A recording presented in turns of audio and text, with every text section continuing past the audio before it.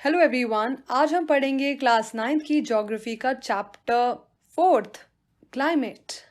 किसी भी एरिया का नेचुरल एनवायरनमेंट कैसा है ये जानने के लिए हमें 3 चीज़ें पता होनी चाहिए। पहला है उस जगह का लैंड फॉर्म कैसा है, दूसरा है कि वो जगह का ड्रेनेज सिस्टम कैसा है और तीसरा है उस जगह का क्लाइमेट कैसा है। इंडिया के लैंड फॉर्म और ड्रेनेज के बारे में हम पहले पढ़ चुके हैं। आज हम इंडिया के क्लाइमेट के बारे में जानेंगे, पर इससे पहले कि हम क्लाइमेट के बारे में जानें, let's know about some important concepts. Pressure and wind system. Sun की डायरेक्ट रेस इक्वेटर पे पड़ती है, जिसकी वजह से वहाँ पे लैंड ज़्यादा हीट अप होता है और लैंड के पास जो एयर है वो भी गर्म हो जाती है। और जैसे जैसे एयर को हीट मिलती है वो ऊपर जाने लगती है, क्योंकि जो वार्म एयर होती है वो हल्की होती है। तो ये जगह पे एयर जो है वो दूर दूर होती है, इसलिए यहाँ पर लो प्रेशर होता है। पोल्स पे सन की बहुत कम हीट जाती है, जिसकी वजह से वहाँ बहुत ठंड होती है। तो वहाँ पे एयर भी ठंडी होगी और जो ठंडी एयर होती है वो भारी होती है, और भारी होने की वजह से वो सब नीचे की तरफ आती हैं और पास पास रहती हैं, जिसकी वजह से पोल्स पे हाई प्रेशर होता है। सोचो क्या होगा अगर लो प्रेशर एरिया और हाई प्रेशर एरिया दोनों साथ में आएंगे। लो प्रेशर एरिया पे एयर ऊपर जाएगी और यहाँ एयर नीचे आएगी।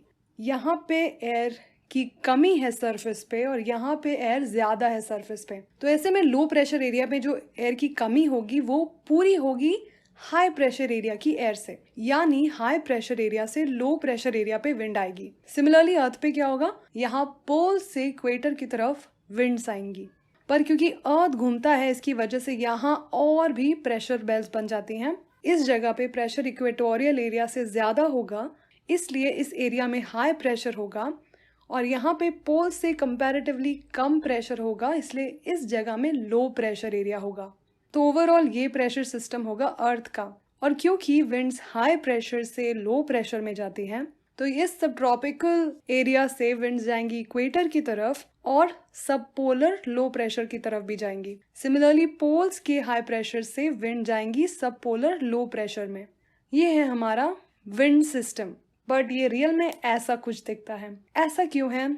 ऐसा है because of Coriolis force. Coriolis force क्या होती है? सपोज आप नॉर्थ पोल पे हो और मैंने आपसे बोला कि चलो ये बॉल लो और इसको नॉर्थ पोल से इक्वेटर की तरफ सीधा फेंको, पर ध्यान रहे ये बॉल पॉइंट ए पर आनी चाहिए। तो आपको क्या लगता है बॉल कहाँ पे आएगी?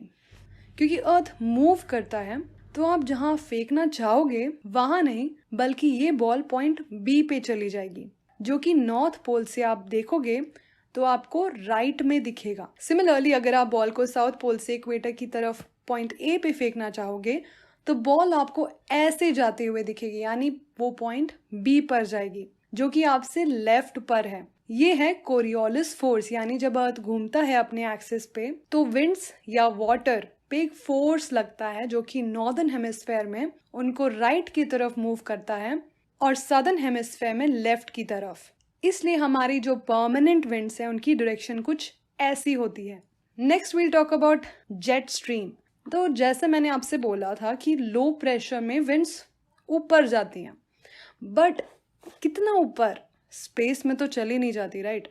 तो जैसे आपको पता होगा हमारे जो एटमॉस्फेयर है उसमें बहुत सारी लेयर्स होती हैं, तो जो भी विंड्स जाती हैं वो ट्रोपोस्फेयर से ऊपर नहीं जाती। जैसे देखो इक्वेटर पे क्या होता है, यहाँ पे विंड्स ऊपर जाती हैं क्योंकि इक्वेटर में लो प्रेशर एरिया है, तो यहाँ से विंड्स ऊपर जाती हैं और एक पर्टिकुलर जगह के बाद वो मुड़ जाती हैं। कुछ विंड्स नॉर्दर्न हेमिस्फेयर में जाती हैं और कुछ सदर्न हेमिस्फेयर में। इसके बाद ये विंड्स कहाँ जाती हैं? देखो मैंने क्या बताया था, हाई प्रेशर पे क्या होता है, विंड्स नीचे की तरफ आती हैं। तो आपको क्या लग रहा है क्या होगा? Yes exactly. तो ये विंड्स जो जाती हैं लो प्रेशर एरिया से ऊपर, ये पूरा सर्कल क्रिएट करती है और हाई प्रेशर एरिया में चली जाती है। ये साइकिल चलती रहती है और ये साइकिल पूरे अर्थ पे होती है। अच्छा, ये सब ट्रॉपिकल रीजन पे ध्यान दो, ये हाई प्रेशर एरिया है ना, और यहाँ पे दो जगह से एयर नीचे आ रही है। कहाँ कहाँ से? एक आ रही इक्वेटर से और दूसरी सब पोलर रीजन से। ये दोनों ही लो प्रेशर एरिया से एयर ऊपर जा रही है और फिर ऊपर से फिर नीचे आ रही है। तो आपको नहीं लगता कि ये दोनों जो विंड आ रही हैं इन दोनों में कुछ डिफरेंस होगा?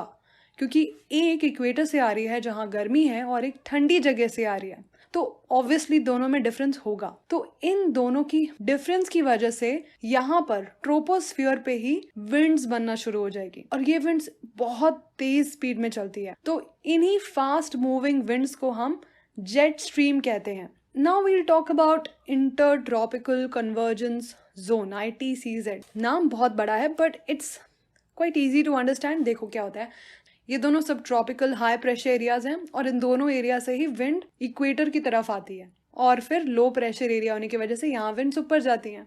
तो आपको क्या लगता है, विंड्स है वो हाई प्रेशर एरिया से सीधा आती हैं और फिर इक्वेटर के पास आके सीधा से मुड़ जाती हैं, मतलब एक 0 डिग्री लैटिट्यूड पे ही मुड़ती है? नहीं नहीं, ऐसा नहीं होता, बल्कि ये 5 डिग्री नॉर्थ और 5 डिग्री साउथ से ही ऊपर जाने लगती है या कन्वर्ज होने लगती है। तो ये पूरा रीजन 5 डिग्री नॉर्थ से 5 डिग्री साउथ तक का, इसे हम ITCZ कहते हैं। तो ओवरऑल हमें काफ़ी कुछ समझ आ गया, लाइक प्रेशर बेल्ट्स क्या होती हैं, विंड्स क्या होती हैं, कोरियोलिस फोर्स से क्या अफेक्ट होता है, जेट स्ट्रीम क्या होती हैं, एंड ITCZ का भी पता चल गया। ओके वेट, ये बताओ कि इस एरिया को ITCZ क्यों कहते हैं? क्योंकि यहाँ पे विंड्स कन्वर्ज होती हैं। पर ये बताओ, ये विंड्स कन्वर्ज क्यों होती हैं? कन्वर्ज होती हैं क्योंकि ये एरिया में लो प्रेशर है। ये बताओ, लो प्रेशर क्यों बनता है इस एरिया में? लो प्रेशर बनता है सन की डायरेक्ट हीट की वजह से। या ये बताओ कि सन की डायरेक्ट हीट सिर्फ इक्वेटर पे पड़ती है? नहीं, सन की direct heat tropic of cancer से लेकर ट्रॉपिक ऑफ कैप्रिकॉर्न, इन सब जगह सन की डायरेक्ट रेज मिलती हैं। एग्जैक्टली। तो सन की डायरेक्ट रेज यानी लो प्रेशर। लो प्रेशर मतलब इवेंट्स कन्वर्ज होंगी और उस जगह में ITCZ बनेगा। मतलब ITCZ मूव करता है, ट्रॉपिक ऑफ कैंसर पे भी जाता है, ट्रॉपिक ऑफ कैप्रिकॉर्न पे भी जाता है। वेट, उसके साथ ही वेट फॉर इट, ये सारी प्रेशर बेल्ट्स भी शिफ्ट होती हैं और क्योंकि प्रेशर बेल्ट शिफ्ट हो रही हैं तो विंड्स भी शिफ्ट हो रही हैं और यस, जेट स्ट्रीम भी शिफ्ट हो रही है। या so take a pause and think कि क्या समझा तुमने। अगर तुम्हें नहीं समझ आया तो वापस से देखो एंड कम बैक अगर तुम्हें समझ में आ रहा है। So let's carry on. Let's know about high pressure और लो प्रेशर में क्या फ़र्क है। ये बताओ कि वाटर साइकिल क्या होता है। इजी राइट, इवेपोरेशन होता है, कंडेंसेशन होता है और प्रेसिपिटेशन। बचपन से पढ़ते हुए आ रहे हो। तुमको क्या लगता है इवेपोरेशन कहाँ होगा? लो प्रेशर एरिया में जहाँ एयर गर्म है और ऊपर जा रही है, या फिर हाई प्रेशर एरिया में जहाँ विंड्स ठंडी हैं, पास पास में है? Low pressure area, right. So low pressure area में अगर ऊपर जा रही विंड्स को मॉइस्चर मिलता है तो वो अपने साथ मॉइस्चर लेके हुए ऊपर जाएंगी और जैसे जैसे ही ऊपर जाती हैं टेम्परेचर कम होता है और कंडेंसेशन शुरू हो जाता है और ये प्रोसेस होता रहता है और फाइनली बारिश हो जाती है। इसलिए लो प्रेशर एरिया होगा जो वहाँ पे बारिश होती है और जहाँ पे हाई प्रेशर एरिया होगा वहाँ पे स्काई क्लियर रहता है। Now let's know about tropical cyclone. तो ट्रॉपिकल साइक्लोन बनने के लिए 4 चीज़ें चाहिए।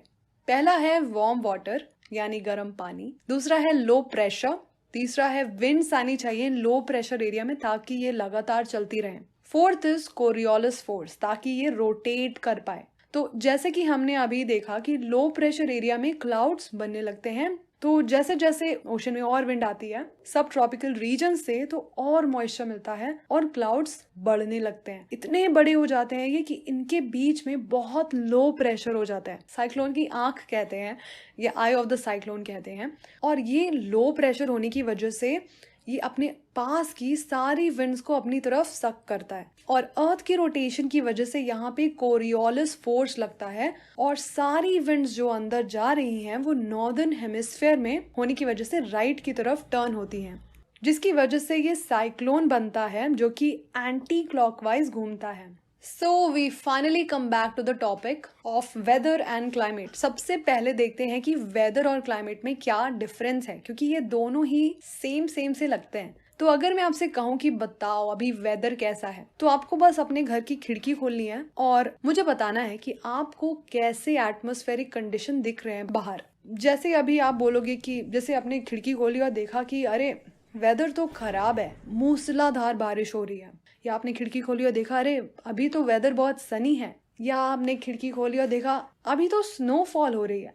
सो you get the idea. Weather में क्या होता है कि हम एक पर्टिकुलर टाइम की बात करते हैं, तो वेदर तो हर दिन बदलता रहता है, कभी कभी कुछ मिनट्स में बदल जाता है। पर अगर आप कुछ महीनों के लिए वेदर को नोटिस करोगे तो आपको पता चलेगा कि कुछ महीने बहुत ठंडी होती है और कुछ महीने बहुत गर्मी और कुछ महीने बारिश। तो हमने एक साल को सीजन्स में बांटा है, डिपेंडिंग अपॉन वेदर के जो एलिमेंट होते हैं उनमें से कौन सा एलिमेंट ज्यादा डोमिनेट कर रहा है उस पर्टिकुलर टाइम पे। और जब हम इन वेदर कंडीशन को बहुत सालों तक नोटिस करेंगे कि कैसा कैसा मौसम रहता है, ये जानेंगे कि क्या क्या फैक्टर्स इन वेदर को इन्फ्लुएंस कर रहे हैं या वेदर में टाइम के साथ क्या क्या चेंजेस आ रहे हैं, तो ये होता है क्लाइमेट। क्लाइमेटिक कंट्रोल्स किसी भी जगह के क्लाइमेट को 6 चीजें कंट्रोल करती हैं। लैटिट्यूड, अर्थ की कर्वेचर की वजह से इक्वेटर पे हमें सन की डायरेक्ट रेज मिलती हैं, और जैसे जैसे हम ऊपर लैटिट्यूड पे जाते हैं सन की हमें स्लैंटिंग रेज मिलती हैं। मतलब हम जहाँ रहते हैं वो लैटिट्यूड इक्वेटर के पास है तो वहां पे हमें गर्मी मिलेगी, और अगर वो लैटिट्यूड पोल्स के पास है तो हमें ठंड लगेगी। दूसरा है एल्टीट्यूड। जैसे जैसे हम अर्थ की सरफेस से ऊपर जाते हैं तो टेम्परेचर कम होता है, इसलिए जो हिली एरियाज होते हैं वो गर्मी के मौसम में भी ठंडे रहते हैं। Third is distance from the sea. Sea एक मॉडरेटिंग इफेक्ट देता है क्लाइमेट पर। ऐसा इसलिए क्योंकि लैंड बहुत जल्दी ठंडा होता है और बहुत जल्दी गर्म भी होता है। इसके कंपैरिजन में जो सी है या वाटर है वो बहुत टाइम बाद ठंडा होता है और बहुत टाइम बाद गर्म होता है। तो सपोज अगर इन दोनों जगह सन की रेज आती हैं तो लैंड बहुत जल्दी गर्म होगा और यहाँ पे लो प्रेशर बनेगा। इसके कंपैरिजन में वाटर थोड़ा ठंडा होगा और यहाँ पे हाई प्रेशर होगा, जिसकी वजह से विंड्स सी से लैंड पे जाएंगी। तो लैंड पे रह रहे लोगों को सी की ठंडी हवा मिलेगी। रात में क्या होगा, रात में लैंड बहुत जल्दी ठंडा हो जाएगा और सी इतना जल्दी नहीं होगा ठंडा। तो सी पे होगा लो प्रेशर और लैंड पे होगा हाई प्रेशर। तो जितनी भी ठंडी एयर होंगी वो चली जाएंगी सी पे। तो जो भी सी के आसपास के रीजन है वहां ना ज्यादा गर्मी होती है ना ही ज्यादा ठंडी होती है। तो इंडिया में इसकी वजह से जो कोस्टल एरियाज हैं वहां टेम्परेचर मोर और लेस कांस्टेंट ही रहता है। बट अगर हम नॉर्दर्न इंडिया की बात करें, हमें तो सी का मॉडरेटिंग इन्फ्लुएंस नहीं मिलता है, तो हमारे यहाँ ठंड में बिल्कुल जोरदार ठंड होती है और गर्मी में बहुत गर्मी। इसे हम कॉन्टिनेंटैलिटी कहते हैं। Next is ocean currents. Oceans देखो इक्वेटर पे भी हैं और पोल्स पे भी। तो जब विंड्स पे कोरियोलिस इफेक्ट होता है तो क्या वाटर पे नहीं होगा? बिल्कुल होगा। इनफैक्ट कोरियोलिस फोर्स की वजह से और विंड्स की वजह से करंट फ्लो होती है। करंट इन द सेंस की वाटर पे एक अलग सी लेयर चलती है पानी की। यू कैन से कि ओशंस पे नदी बह रही है और उस नदी का पानी या तो गर्म होगा या फिर ठंडा होगा, डिपेंडिंग अपॉन वो कहाँ से किस जगह से आ रही है। अगर इक्वेटर से आएगी तो वो गर्म होगी और अगर वो पोल्स की तरफ से आएगी तो वो ठंडी होगी। सो ये जो करंट है ना, ये एक निर्धारित डायरेक्शन में ही बहती है। तो अगर आप जहाँ रहते हो वहां कोल्ड करंट आती है तो आपको वो ठंडी एयर मास आपके पास आएगी, और अगर वार्म ओशन करंट आई तो वो हॉट एयर मास देगी। Next is relief features. Relief यानी किसी जगह पे माउंटेन्स है या प्लेन्स है या प्लेटू है। सपोज ये माउंटेन है और कुछ लोग माउंटेन के इधर रहते हैं और कुछ लोग दूसरी तरफ रहते हैं। तो अगर कोई विंड जा रही है, इसमें बहुत मॉइस्चर है, और जब ये विंड इस माउंटेन के पास गई तो माउंटेन पार करने के लिए विंड को ऊपर जाना पड़ेगा, क्योंकि वो माउंटेन तोड़ के तो चली नहीं जाएगी। अगेन ऊपर जाने की वजह से वाटर कंडेंस होगा और यहाँ पे बारिश होने लगेगी। तो दूसरी जगह पे बारिश होगी नहीं होगी, क्योंकि पूरी बारिश इधर ही तरफ हो गई। सेम अगर उल्टा सिचुएशन लो कि अगर मॉइस्चर वाली विंड इधर से आएगी तो इस तरफ बारिश होगी, दूसरी तरफ नहीं होगी। इसलिए आप जहाँ रहते हो वहां का रिलीफ कैसा है, इससे बहुत इम्पैक्ट पड़ता है हमारे क्लाइमेट पे। और ये जो रीजन है जहाँ पे बारिश नहीं हो रही है इसको हम रेन शैडो एरिया कहते हैं। Now let's talk about India. Let's see India का क्या हाल है। टेम्परेचर की बात करें तो बहुत डिफरेंस है। अब देखो राजस्थान में गर्मी के टाइम पे 50 डिग्री सेल्सियस, जम्मू कश्मीर में ठंड में -45 डिग्री, सेम टाइम ठंड में केरला में 22 डिग्री सेल्सियस। वो ऐसे क्यों? या वी रेड सी होने की वजह से कोस्टल एरिया में मॉडरेटिंग इन्फ्लुएंस रहता है सी का, बट इंटीरियर्स में हालत खस्ता हो जाती है। प्रेसिपिटेशन में भी बहुत फर्क होता है पूरे इंडिया भर में। कुछ एरिया में स्नोफॉल होती है, कुछ में बारिश होती है। मेघालय में सबसे ज्यादा बारिश होती है 400 सेंटीमीटर। वेस्ट लद्दाख और वेस्टर्न राजस्थान में बहुत कम बारिश होती है। इन सब की वजह से हम सबके बहुत अलग अलग लाइफस्टाइल है। Oh wait, what about pressure belt? India कौन सी प्रेशर बेल्ट में है? कौन सी विंड आती है इंडिया में? ये जो सब ट्रॉपिकल हाई प्रेशर एरिया है ये हिमालय के नीचे की तरफ होता है और इस हाई प्रेशर में क्या बहता है ऊपर? Jet stream. इस जेट स्ट्रीम को हम सब ट्रॉपिकल वेस्टर्ली जेट कहते हैं। इंडिया से नॉर्थ ईस्ट ट्रेड विंड्स भी बहती हैं क्योंकि ये विंड्स लैंड से सी में जाती हैं, इसकी वजह से इनमें मॉइस्चर नहीं रहता है तो इंडिया में बारिश नहीं होती। बट इंडिया में बारिश तो होती है। कैसे होती है? क्योंकि ये विंड्स भी तो चेंज होती हैं ITCZ के मूव करने की वजह से। तो लेट्स नो कि ये सब इंडिया को कैसे अफेक्ट करता है। Seasons in India. इंडिया में 4 तरह के सीजन्स होते हैं। हम एक एक करके इन सब के बारे में जानेंगे। हॉट वेदर सीजन या फिर समर सीजन। मार्च में सन की डायरेक्ट रेज इक्वेटर पे होती हैं। इसके बाद जून तक ट्रॉपिक ऑफ कैंसर पे सन की डायरेक्ट रेज आती हैं। तो जैसे जैसे सन नॉर्थ की तरफ आता है इंडिया में टेम्परेचर बढ़ता ही रहता है और जैसे जैसे इंडिया में टेम्परेचर बढ़ने लगता है तो क्या होगा? एयर प्रेशर कम होगा। मई के एंड तक क्या होता है? थार डेजर्ट, पटना, छोटा नागपुर प्लेटो, इन सब जगह पे यानी नॉर्थ वेस्ट से लेकर साउथ ईस्ट तक ये पूरा लो प्रेशर एरिया डेवलप हो जाता है और इसी समय दिन के टाइम पे इन एरियाज में एक विंड बहती है, लू। ये विंड गर्म होती है और एक झोंके में आती है और ये ड्राई विंड्स होती हैं। इन विंड्स में अगर आप बाहर रहोगे तो आपके लिए प्रॉब्लम भी कर सकती हैं। जो सी है उसमें कंपैरेटिवली हाई प्रेशर होता है और ये लो प्रेशर इतना स्ट्रांग होता है कि इसकी वजह से पानी इंडिया के अंदर आता है बे ऑफ बंगाल से। तो ये मॉनसून से पहले ही बंगाल में बारिश शुरू हो जाती है। इसको हम काल बैसाखी कहते हैं। ऐसा ही साउदर्न इंडिया में भी होता है जहाँ केरला और कर्नाटका के कोस्ट में मॉनसून से पहले ही बारिश हो जाती है और क्योंकि ये जो अर्ली रेन्स होती हैं ये यहाँ पे आम की फसल के लिए बहुत फायदेमंद है तो इसलिए इन रेन्स को मैंगो शावर्स कहते हैं। नॉर्थ वेस्ट इंडिया में भी बहुत ज्यादा लो प्रेशर होता है। यहाँ पे क्या होता है? यहाँ पे कुछ अनोखा ही होता है। देखो, आई टोल्ड कि हाई प्रेशर में जेट स्ट्रीम होती है और एंड आई ऑल्सो टोल्ड वो यहाँ पे बहती हैं। बट अभी तो यहाँ पे लो प्रेशर एरिया है तो हाई प्रेशर कहाँ गया? हाई प्रेशर हिमालय के नॉर्थ में चला गया और इसी हाई प्रेशर में जेट स्ट्रीम भी होगी। ओके, सो इसी बीच मेडिटेरेनियन रीजन में होता है हाई प्रेशर और यहाँ पे है लो प्रेशर और ऊपर है जेट स्ट्रीम। तो क्या होगा? तो ये जेट स्ट्रीम इस हाई प्रेशर एयर मास को मेडिटेरेनियन रीजन से यहाँ लाने में हेल्प करता है। प्रॉब्लम क्या होती है कि ये विंड जब आती है डेजर्ट से होते हुए आती है पूरा सैंड कैरी करते हुए और हमें नॉर्दर्न पार्ट में हमें डस्ट स्टॉर्म देती है और अगर ये विंड्स मॉइस्चर से मिल जाती हैं, इनको थोड़ा मॉइस्चर मिल जाता है तो ये बारिश भी करती हैं जिसकी वजह से नॉर्दर्न पार्ट में भी थोड़ा अच्छा लगने लगता है लोगों को कि चलो हमारे यहाँ भी बारिश हो रही है। तो मॉनसून से पहले ही इंडिया में थोड़ी थोड़ी बारिश शुरू हो जाती है। नेक्स्ट हमारा सीजन है advancing monsoon, the rainy season. June तक ये लो प्रेशर एरिया और भी स्ट्रांग हो जाता है क्योंकि जून में तो एकदम डायरेक्ट सन की रेज आती रहती है ट्रॉपिक ऑफ कैंसर पे।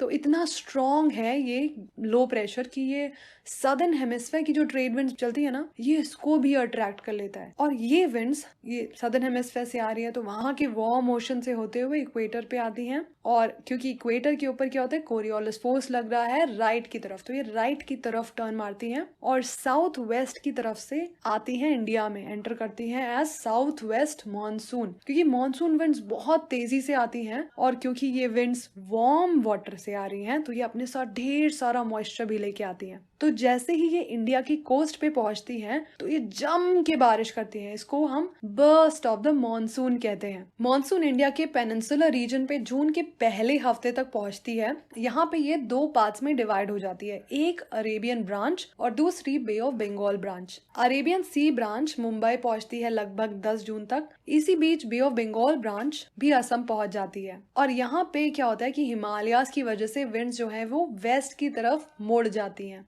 मिड जून के बीच तक अरेबियन सी ब्रांच सौराष्ट्र और कच्छ रीजन तक पहुंच जाती है और सेंट्रल इंडिया में भी कुछ विंड्स चली जाती हैं। फिर गंगा प्लेन्स के नॉर्थ वेस्ट पार्ट में ये दोनों विंड्स मतलब अरेबियन ब्रांच और बे ऑफ बंगाल ब्रांच दोनों मिल जाती हैं और जून के एंड तक दिल्ली में भी मॉनसून शावर शुरू हो जाते हैं। जुलाई के पहले वीक में वेस्टर्न यूपी, पंजाब, हरियाणा और वेस्टर्न राजस्थान में भी मॉनसून पहुंच जाता है।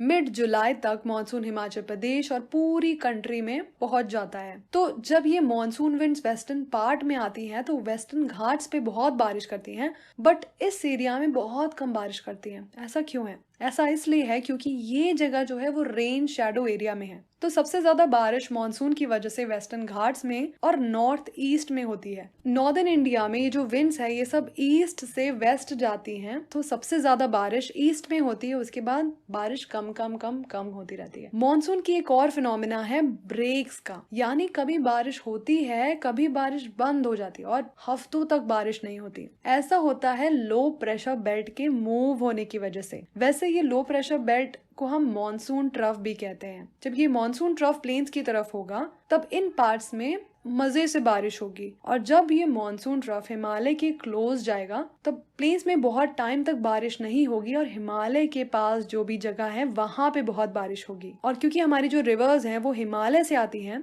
तो इन बारिश की वजह से उन रिवर्स में बहुत सारा पानी होता है, और जब ये रिवर्स इतना सारा पानी लेके प्लेन्स में आती हैं तो फिर बाढ़ आ जाती है और जान माल का नुकसान होता है। तो मॉनसून बहुत ही रेगुलर है, पर हमारे यहाँ किसान मॉनसून पे ही इतना डिपेंडेंट है। द ट्रांजिशन सीजन, मॉनसून का विड्रॉल थोड़ा आराम आराम से होता है। सितंबर की शुरुआत में मॉनसून विंड्स नॉर्थ वेस्ट की तरफ से लौटने लगती है। अक्टूबर नवंबर तक सन की रेज जो है वो ट्रॉपिक ऑफ कैप्रिकॉर्न की तरफ जाने लगती है, जिसकी वजह से ITCZ भी नीचे जाएगा और लो प्रेशर एरिया जो कि इंडिया के इंटीरियर में था वो भी नहीं रहेगा, बिकॉज अब इतनी गर्मी ही नहीं होगी, जिसकी वजह से जो इंडिया में लो प्रेशर एरिया था वो हाई प्रेशर एरिया में बदलने लगता है। तो अब विंड्स कहाँ जाएंगी? अब विंड्स इंडिया के इंटीरियर से बाहर की तरफ जाएंगी। जहां मॉनसून के रहने पर हॉट और वेट सीजन था, अब मॉनसून के जाने के बाद इंडिया में कोल्ड और ड्राई सीजन हो जाएगा। और क्योंकि इंडिया में हाई प्रेशर है तो यहाँ स्काई कैसा होगा? क्लियर होगा और टेम्परेचर वापस से थोड़ा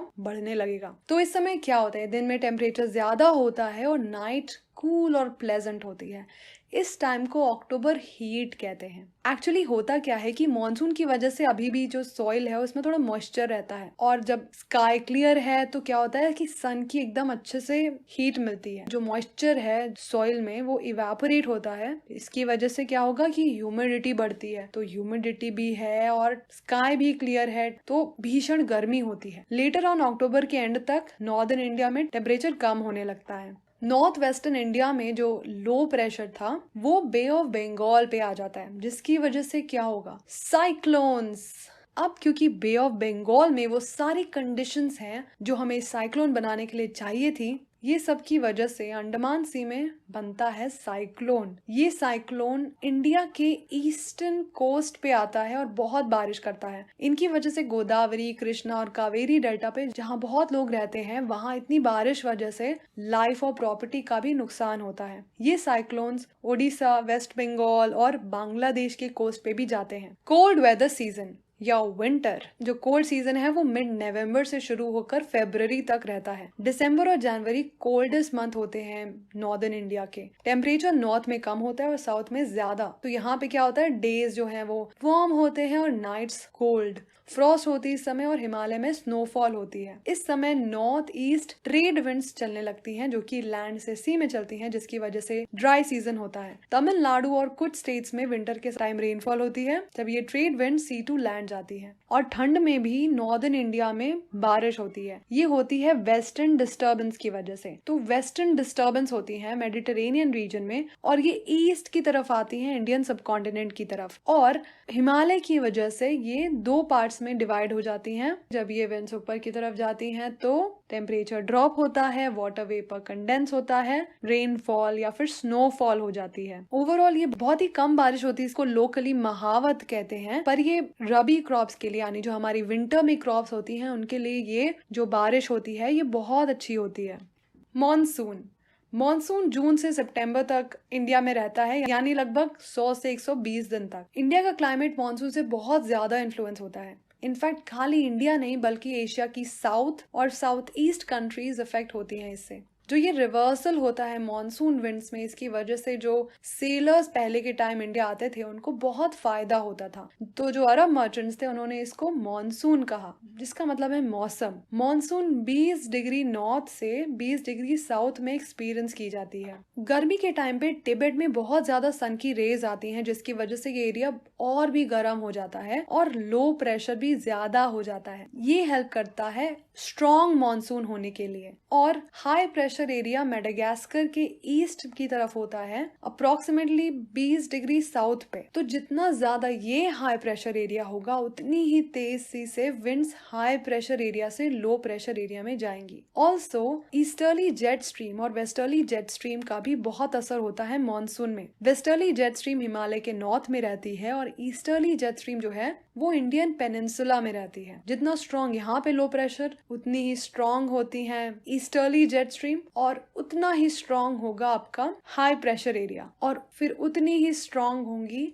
आपकी मॉनसून विंड्स। अगर इनमें से कोई भी चीज वीक होगी तो मॉनसून इंडिया में स्ट्रॉन्ग नहीं होंगी और बारिश अच्छे से नहीं होगी। इसके अलावा सदर्न ऑसिलेशन भी इन्फ्लुएंस करती है मॉनसून को। लेट्स सी ये क्या है। Normally tropical eastern south Pacific ocean में हाई प्रेशर रहता है और ट्रॉपिकल ईस्टर्न इंडियन ओशन में लो प्रेशर। तो जो विंड होती है वो यहाँ से यहाँ जाती है, बट कुछ साल ये प्रेशर कंडीशन पलट जाती है और पैसिफिक ओशन में लो प्रेशर हो जाता है और इंडियन ओशन में कंपैरेटिवली हाई प्रेशर। ये जो पीरियोडिक चेंजेस होते हैं ना एयर प्रेशर में, इसी को हम सदर्न ऑसिलेशन कहते हैं। तो ये हम प्रेशर डिफरेंस मेजर करते हैं दो जगह से, पैसिफिक ओशन में तहीती और इंडियन ओशन में डार्विन से। इन दोनों का प्रेशर डिफरेंस मेजर करते हैं। अगर प्रेशर डिफरेंस ज्यादा होगा तो एयर आएगी पैसिफिक से इंडियन तो मॉनसून होगा स्ट्रॉन्ग, और अगर इंडियन ओशन से इधर जाएंगी तो मॉनसून वीक होगा। सदर्न ऑसिलेशन से ही रिलेटेड एक कॉन्सेप्ट है